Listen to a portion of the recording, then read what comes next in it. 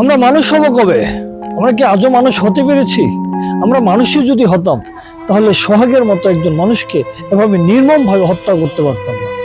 মানুষ যদি হতে পারতাম তাহলে 3 বছরের শিশুকে কিভাবে হত্যা করি আমরা? 5 বছরের একটা শিশুকে কিভাবে ধর্ষণ করি? মানুষ যদি হতে পারতাম তাহলে ভাই ভাইকে কিভাবে খুন করি আমরা? কিভাবে নিজের বাবা মাকে খুন করি আমরা? আমরা কি আজও মানুষ হয়েছি? মানুষ হতে পেরেছি? আমাদেরকে হতে হবে মানুষ। মানুষ যদি হতে পারতাম তাহলে একটা শিশু কিভাবে টুকরো টুকরো করে হত্যা করা হয়, এটা কি আদৌ মানুষের কাজ? আমরা কি মানুষের পরিচয় দিতে পেরেছি কখনো?